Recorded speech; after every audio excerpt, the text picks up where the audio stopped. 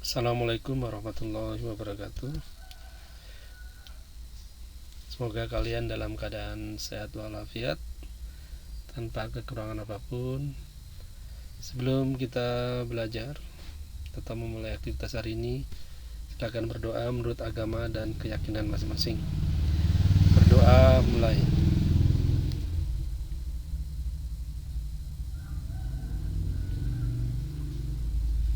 Doa selesai. Minggu kemarin sudah kita bahas tentang materi berkaitan dengan persebaran flora dan fauna, baik flora dan fauna yang ada di Indonesia maupun yang ada di dunia. Nah, untuk hari ini kita akan membahas atau mengkaji bab atau materi yang berkaitan dengan sumber daya alam atau disebut dengan SDA ya, atau bahasa Inggrisnya Natural Resources. Apa itu sumber daya alam? What is the natural resources? Sumber daya alam atau SDA adalah segala sesuatu yang berasal dari alam, ya. Alam menyediakan di sini yang dapat digunakan untuk memenuhi kebutuhan hidup manusia, ya, atau kesejahteraan manusia. Jadi segala sesuatu ya dari alam yang disediakan, ya, Allah memberikan alam ini adalah untuk kesejahteraan manusia. Nah, ini semuanya itu ada, itu disebut dengan sumber daya alam. Nah, yang tergolong di dalam itu tidak hanya komponen biotik ya, yang hidup ya, seperti hewan, tumbuhan, ataupun mikroorganisme, tetapi juga ada komponen abiotik yang tidak hidup ya, seperti minyak bumi, udara, gas ya, kemudian tanah ya, kemudian sinar matahari dan sebagainya, termasuk juga ada logam, air, dan tanah. Nah, sekarang kita klasifikasi sumber daya alam ya, berdasarkan potensinya ya, kemudian berdasarkan jenis dan berdasarkan sifatnya. Jadi ada 3 nanti ya, untuk hari ini kita bahas. Yang pertama yaitu potensi, kemudian jenisnya, kemudian berdasarkan sifatnya. Lebih jelasnya kita klasifikasikan. Yang pertama yaitu klasifikasi sumber daya alam ya, berdasarkan potensi. Nah, potensi sini yang pertama yaitu sumber daya alam materi ya, atau benda. Artinya bendanya, sumber daya alamnya itu dalam bentuk fisiknya ada ya, artinya bisa dilihat, bisa dipegang mungkin ya, diraba gitu ya. Itu namanya sumber daya alam materi ya, yaitu sumber daya alam yang dimanfaatkan dalam bentuk fisiknya. Nah, misalnya di sini kita melihat ya, ada batu ya, kemudian besi ya, emas, dan ada kayu ya, serat kapas dan sebagainya. Jadi materi atau bendanya itu kelihatan, bisa diraba. Kemudian yang kedua yaitu sumber daya alam energi ya. Energi di sini adalah sumber daya alam yang dimanfaatkan energinya, artinya diambil berupa panas atau kalor nanti ya, bisa nanti berupa panasnya yang kita ambil ya, mungkin juga energi listriknya nanti ya. Nah, digunakan untuk apa saja ya, mungkin untuk memasak ya, kemudian juga menggerakkan kendaraan ya, kemudian menggerakkan mesin industri, mungkin juga menggerakkan barang elektronik yang ada di rumah kita. Nah, ini semuanya nanti dia menghasilkan kalor atau energi tersebut, itu digunakan untuk menggerakkan tadi. Itu bisa kita temukan pada batu bara ya, contohnya. Kemudian juga minyak bumi ya, dari minyak bumi ini, bahan bakar fosil ya, batu bara dan minyak bumi ini. Nah, dari minyak bumi ini nanti bisa dikembangkan ya, dengan kemampuannya manusia bisa merubah minyak bumi menjadi berbagai macam produk ya, atau turunannya. Contoh misalnya dari minyak bumi yang berupa lumpur ya, hitam itu, nanti bisa diolah menjadi bensin, bisa diolah menjadi solar ya, kemudian menjadi aftur, kemudian juga menjadi pelumas ya, kemudian juga bisa digunakan nanti menjadi plastik ya. Plastik yang kalian gunakan sehari-hari itu ternyata dari minyak bumi. Dan juga pupuk buatan, termasuk juga nanti ada karet sintetis atau buatan itu ya, yang diolah. Semuanya itu dari minyak bumi yang masih mentah lumpur tadi itu menjadi berbagai macam turunan, nanti diolah di pabrik namanya petrokimia. Nah, kemudian juga ada lagi gas bumi. Nah, gas bumi sendiri ini sebagai sumber energi ya, untuk memasak ya, terutama memasak, juga untuk kegiatan industri yang lainnya. Mungkin yang sehari-hari kita gunakan yang berupa tabung melon ya, gas yang 3 kilo, mungkin ada yang 12 kilo dan sebagainya. Ini berasal dari gas bumi. Kemudian ada lagi air terjun. Nah, air terjun ini juga sebagai sumber energi ya, untuk menggerakkan mesin. Sebagai gambaran atau ilustrasi ya, di negara Jepang tuh negaranya berupa pegunungan ya. Sedikit sekali daerahnya berupa dataran rendah, jadi kebanyakan pegunungan. Karena dia pegunungan, kemudian ada sungai, bentuk topografi atau reliefnya tuh lebih miring ya, sehingga nanti banyak jumpa air terjun. Nah, mereka menggunakan air terjunnya itu untuk membangkit tenaga listrik ya. Makanya kenapa sih negara Jepang merupakan salah satu ya negara maju dalam bidang industri, karena mereka tersedia ya sumber energi yang murah ya, dari batu bara ya, dari air terjun ini yang disebut dengan air batu bara putih ya. Nah, ini murah meriah ya, artinya digunakan untuk industri mereka, sehingga mereka tidak terlalu banyak memerlukan energi untuk menggerakkan industrinya. Jadi air terjunnya ini digunakan untuk menggerakkan mesin-mesin yang ada, sehingga murah meriah gitu. Kemudian sinar matahari ya, seperti sinar matahari juga termasuk sumber energi. Di Indonesia cukup melimpah ya. Nah, sekarang mulai dengan adanya kegiatan mengurangi batu bara, minyak bumi ya, sebagai bahan bakar fosil yang banyak menimbulkan emisi gas ya. Dan sekarang manusia mencari alternatif, yaitu menggunakan sinar matahari misalnya, energi sinar alternatif ya, digunakan solar ya, atau panel solar ya, atau panel surya. Kemudian lagi menggunakan, ada lagi alternatif lain, yaitu pasang surut air laut ya, kemudian kincir angin dan sebagainya. Ini adalah sumber daya alam energi ya, potensinya. Kemudian sumber daya alam ruang ya, ini berupa ruang atau tempat hidup ya, di ruang. Nah, semakin besar kenaikan jumlah penduduk ya, semakin banyak populasi manusia, sumber daya alam juga semakin sulit diperoleh, sempit ya artinya. Nah, dalam hal ini ruang dapat berarti untuk mata pencarian ya, misalnya untuk pertanian ya, perikanan, kemudian juga kawasan industri ya, kemudian juga tempat tinggal, kemudian juga untuk arena bermain ya, kemudian juga untuk kegiatan ekonomi dan sebagainya. Ini ruang ya, seperti gambaran ya atau ilustrasi seperti Jakarta ya. Itu juga kenapa semakin mahal tanah, karena ruangnya terbatas, sementara jumlah manusia semakin banyak. Sama juga seperti negara Singapura misalnya. Nah, ini sumber daya ruang namanya ya, berupa ruang atau tempat hidupnya. Kemudian yang selanjutnya yaitu sumber daya alam waktu ya. Waktu di sini ini bahwa waktu merupakan sumber daya alam. Kenapa ya? Sebagai sumber daya alam, waktu tidak berdiri sendiri ya, melainkan terikat dengan pemanfaatan sumber daya alam lainnya. Artinya berkaitan dengan sumber alam lainnya. Contoh misalnya ya, pada waktu atau saat ya musim kemarau ya, kan waktu ya tadi ya, itu kan sulit dapatkan air ya, karena dia sulit maka akan mengganggu ya dalam kegiatan tanaman pertanian mungkin ya, kemudian juga ketersediaan air bersih dan sebagainya. Nah, ini juga berkaitan dengan waktu juga, misalnya kalau musim penghujan ya, misalnya curah hujannya tinggi sekali. Nah, ini bisa mengganggu juga misalnya, yaitu berkaitan dengan banjir misalnya. Nah, ini kan sumber daya alam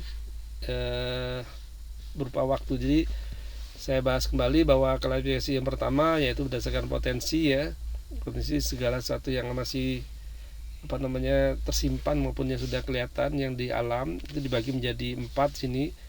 Sumber daya alam materi, kemudian sumber daya alam energi, kemudian sumber daya alam ruang, dan sumber daya alam waktu. Kemudian yang kedua, klasifikasinya berdasarkan jenisnya ya. Jenisnya di sini dibagi menjadi dua, yaitu pertama sumber daya alam non hayati ya. Hayat itu artinya hidup ya. Kalau non berarti tidak hidup ya. Ini berarti sumber daya alam berupa fisik ya, berupa benda-benda mati, misalnya bahan tambang, kemudian air, tanah, dan sebagainya ya. Berarti sumber daya alam berupa benda-benda mati atau fisik. Kemudian yang kedua, berdasarkan jenisnya, yaitu sumber daya alam hayati atau biotik ya. Ini merupakan sumber daya alam berupa makhluk hidup ya, yang hidup ya, baik itu dari tumbuh-tumbuhan ya, yang disebut juga sumber daya alam nabati ya. Ada juga dari sumber daya alam dari hewan ya, disebut juga sumber daya alam hewani ya. Ini berdasarkan atau klasifikasi berdasarkan jenisnya ya. Kemudian selanjutnya klasifikasi yang sebentar. Untuk yang sumber daya alam yang berkaitan dengan biotik ya atau hayati, ini bisa berupa pertanian ya, pertanian dalam arti luas ya. Nanti pertanian sendiri dibagi menjadi ada sawah, ladang, dan tegalan ya. Kalau sawah sendiri ini pertanian yang menanam membutuhkan banyak air ya. Contohnya untuk tanamannya ini adalah padi misalnya. Nah, ini contohnya nanti ada pertanian sawah ada hujan, artinya dia mengharapkan hujan aja. Ada lagi irigasi ya, dan ada lebak ya. Kalau lebak sini dia memanfaatkan luapan air sungai, contohnya di daerah-daerah sekitar muara itu ya. Biasanya dia ada pasang surutnya sungainya. Nah, kemudian ada lagi ladang. Kalau ladang di sini adalah sistem pertanian juga, berbeda dengan sawah ya. Kalau ladang dia menggunakan tanah yang lebih kering ya sebagai media tanahnya. Jadi kalau tadi sawah dia lebih cenderung basah ya, banyak memerlukan air. Kalau yang ladang ini tidak ya. Ini contoh yang yang biotik. Nah, kemudian untuk tegalan sendiri ini sama seperti ladang juga, perbedaannya itu tanamannya semusim ya. Kalau tegalan tuh musiman gitu, jadi tergantung curah hujan. Nah, kemudian selain pertanian ada lagi perkebunan ya. Perkebunan ini sifatnya tanamannya menahun ya. Nah, ini salah satu penghasil atau perkebunan di Indonesia yang sudah cukup terkenal di dunia ya. Berkaitan dengan perkebunan juga, nanti negara Indonesia pernah menyumbang tuh Belanda ya, berkaitan dengan sejarah ini. Tanam paksa ya, tanaman-tanaman yang menguntungkan saat itu oleh penjajah dipaksa orang Indonesia untuk menanam kemudian dijual ke luar negeri ya. Contohnya misalnya karet, kopi, tembakau, teh ya, kemudian tebu ya, untuk bahan baku gula. Nah, untuk karet sendiri ini merupakan salah satu negara pengekspor ya Indonesia, karet alam maksudnya ya. Karena di sini nanti ada karet buatan atau sintetis ya, yang dari minyak bumi tadi. Kalau ini yang dari perkebunan. Ini banyak ditanam di Pulau Sumatera, Jawa, dan Kalimantan ya karet. Kemudian kopi. Nah, ini salah satu kopi di Indonesia adalah salah satu kopi yang terkenal di dunia ya. Mungkin kalian yang pernah minum kopi luwak ya, itu salah satu kopi yang termahal di dunia, ternyata berasal dari Indonesia. Nah, di Indonesia sendiri banyak ya daerah penghasil kopi ya, misalnya di Aceh di Gayo sana, ada di Kintamani Bali, ada Tenggamus di Lampung nah, dan Toraja dan sebagainya. Ini salah satu hasil dari sumber daya alam biotik. Kemudian tembakau. Nah, tembakau di sini digunakan untuk bahan baku pembuatan industri rokok ya, dan industri penyamakan kulit ya. Ini di Indonesia banyak penghasil tembakau kaitan tadi dengan industri rokok. Kemudian teh ya, salah satu minuman yang digemari di dunia selain kopi ya. Ini juga Indonesia ya, terutama di daerah-daerah yang sejuk, tanamannya yang subur dan sejuk ya, di Bandung ya, Subang, kemudian ada di Bogor ya misalnya.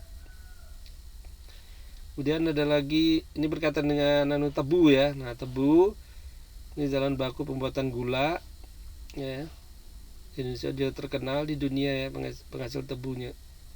Kemudian, nah ini yang tadi kita klasifikasikan berdasarkan potensi, yang kedua berdasarkan jenis. Sekarang klasifikasi sumber daya alam berdasarkan sifatnya. Sifat ya. Nah, di sini ada 2 ya. Sumber daya alam yang dapat diperbaharui ya, atau renewable resources ya, diperbarui, renewable. Re itu artinya kembali, new itu baru, able itu bisa. Jadi resources sumber daya alam, jadi bisa diperbarui, bisa pulih ya.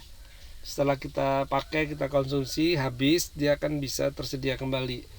Sebagai gambaran, kalian pernah makan nasi mungkin ya, nasi dari padi, dari beras, maksudnya ada beras dari padi ditanam.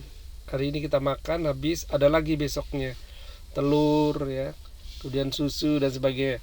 Nah, ini disebut dengan sumber daya alam yang dapat pulih atau dapat diperbaharui ya, atau renewable resources, yaitu sumber daya alam yang tersedia dan dapat dikelola untuk dapat diperbanyak jumlahnya ya. Jadi dapat diperbaharui karena alam mampu mengadakan pembentukan baru ya dalam waktu relatif cepat. Nah, ini bisa diperbaharui. Contoh misalnya adalah hewan, tumbuhan, ya, sinar matahari, ya, kemudian ada angin, ada ada air ya. Nah, di sini ada 2 ya yang dapat diperbaharui ini ya, diperbaharui dengan reproduksi itu sumber daya alam hayati ya, bisa dihasilkan kembali ya, maksudnya contohnya hewan tadi, mungkin hari ini kita makan ayam ya, nah besoknya ada lagi daging ayamnya gitu, karena tersedia ya, karena direproduksi, ada orang yang menernakan ya, memelihara ayam tersebut ya. Contohnya dari hewan ya, juga di tumbuhan ya, yang dapat berkembang biak sehingga jumlahnya bertambah ya. Tapi hati-hati ya, bila pengelolaannya tidak tepat ya, sumber daya alam hayati ini dapat punah juga ya. Contoh pembaruan reproduksi yaitu dengan menerapkan sistem genetika misalnya ya, genetika. Contoh misalnya mengawinkan atau menyilangkan sapi ya, misalnya penghasil daging ya, yang gemuk itu kemudian disilangkan dengan sapi yang lain, misalnya timbul sapi yang unggul misalnya, kita mau ngambil dagingnya misalnya, atau diambil susunya misalnya. Nah, kemudian juga menyilangkan antara tumbuhan misalnya, ini genetika ya. Atau misalnya dengan hibridasi ya, menciptakan tanaman baru ya yang lebih unggul, misalnya kalau jenis kelapa misalnya tidak terlalu tinggi pohon kelapanya, kemudian buahnya banyak ya, itu juga produknya besar nih misalnya. Kemudian ada lagi rekayasa genetika misalnya ya, menciptakan tanaman misalnya jagung ya, yang satu pohonnya bisa memiliki 2 tongkol. Ini salah satu upaya manusia ya dalam reproduksi. Kemudian yang kedua ini ya, masih dengan diperbaharui, yaitu dengan siklus ya. Siklus itu perjalanan ya, bentuk lingkaran gitu. Misalnya air ya, udara, ini jadi proses melingkar bentuk siklus, mulai dari penguapan, mengalami kondensasi berwujud awan, kemudian hujan jatuh, mengalami infiltrasi masuk ke dalam tanah, ada juga yang mengalir, berputar gitu, sehingga air itu selalu ada gitu.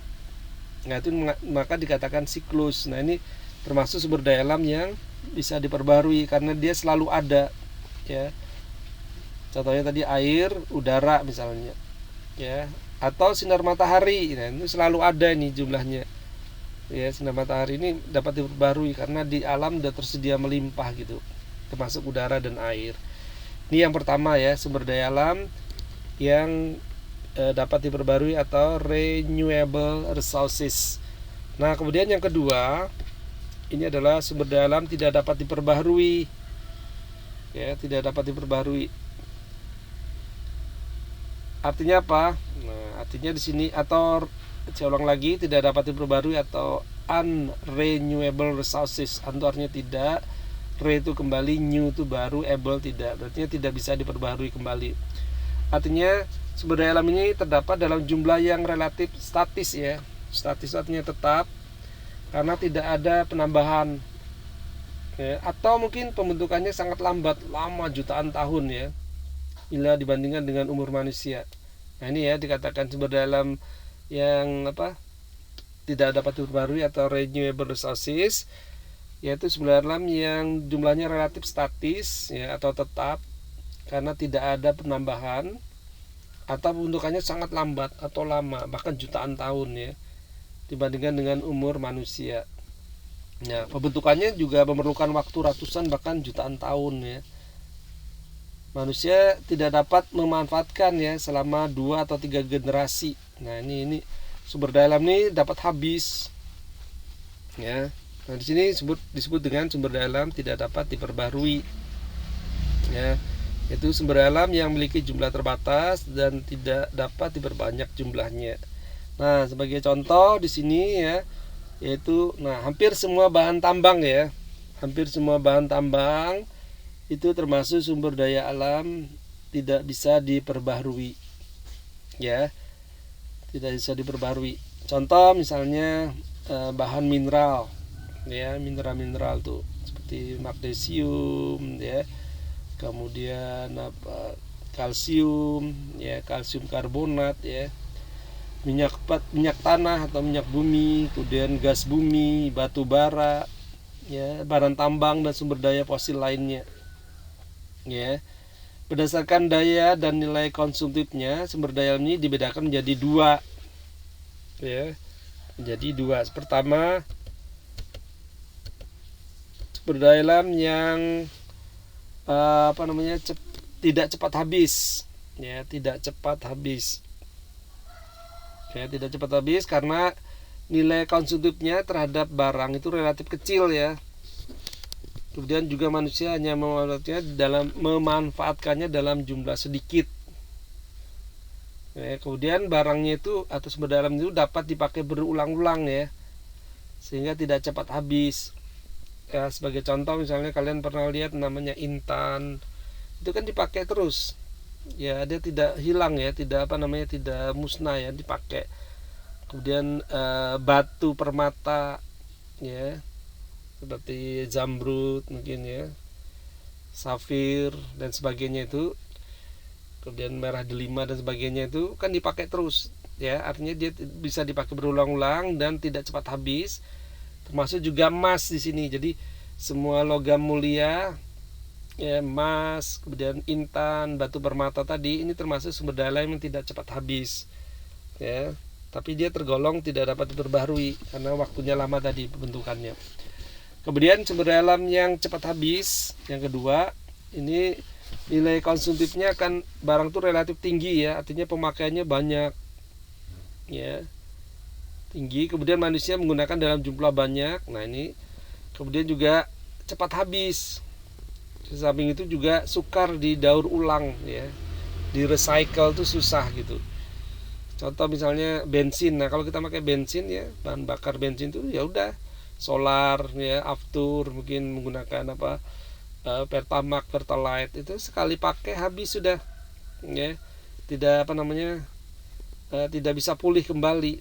Nah termasuk juga menggunakan gas alam. Nah ini jadi tidak dapat diperbaharui. Nah ini jenis-jenisnya yang dapat diperbaharui, misalnya dari peternakan ya, kemudian dari pertanian, kehutanan ya. Dan contohnya tadi yang dari pertanian misalnya tanaman padi, kemudian tanaman perkebunan. Dari peternakan sendiri dari diambil dagingnya, diambil susunya, diambil telurnya ya, ini bisa diperbaharui. Termasuk juga siklus air tadi ya, siklus air atau siklus udara ya, sinar matahari ini dapat diperbarui. Nah yang tidak diperbarui ini semua bahan tambang ya, semua barang yang digali. Ini ada 2 tadi, ada yang cepat habis, ada yang tidak cepat habis. Nah ini contoh dari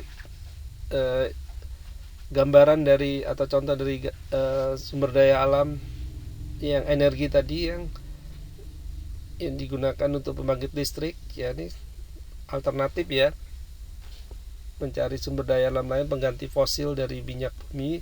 Bisa berasal dari tidal itu pasang surut ya, atau gelombang wave.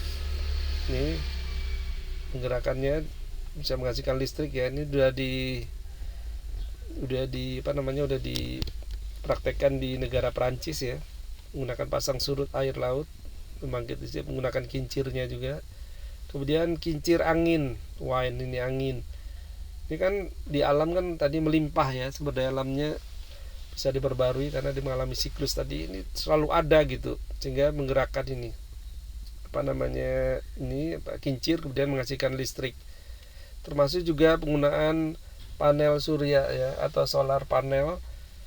Ini contohnya dari sinar matahari.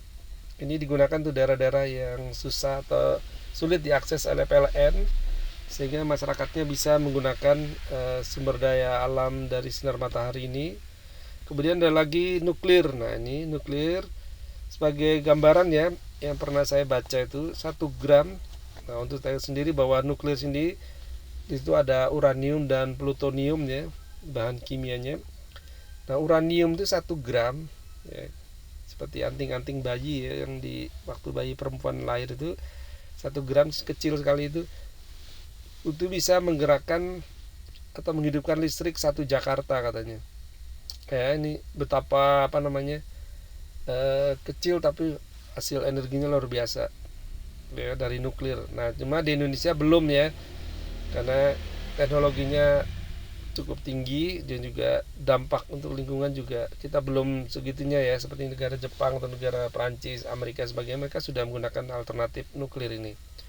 Kemudian lagi biomasa. Biomasa di sini adalah dari masa makhluk hidup ya, misalnya dari kotoran hewan, ternak gitu. Nah, ini bisa digunakan untuk menggerakkan energi listrik, termasuk juga dari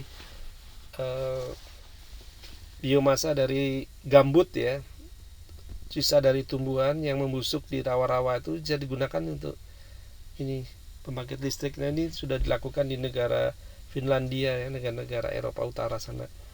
Ini salah satu alternatif energi. Nah, kita harapkan kita tetap menjaga kelestariannya ya, seperti ini hutannya. Nah, ini betapa elok dan indahnya ya, juga udara segar, pemandangan tetap terjaga. Ini harapan kita boleh mengambil, mengelola sumber daya alam, tapi tetap kita jaga atau kita lestarikan untuk generasi yang akan datang ya. Dan semua yang ada ini bukan hanya untuk generasi saat ini, tapi juga untuk digunakan generasi yang akan datang. Artinya berkesinambungan ya, kita membangun, memanfaatkan, tapi kita tetap lestarikan, yang disebut dengan developing sustainable ya. Oke, dari saya cukup sekian. Jika ada salah khilaf, saya mohon maaf yang sebesar-besarnya. Semoga ilmunya jadi manfaat dan berkah. Akhir kalam, assalamualaikum warahmatullahi wabarakatuh.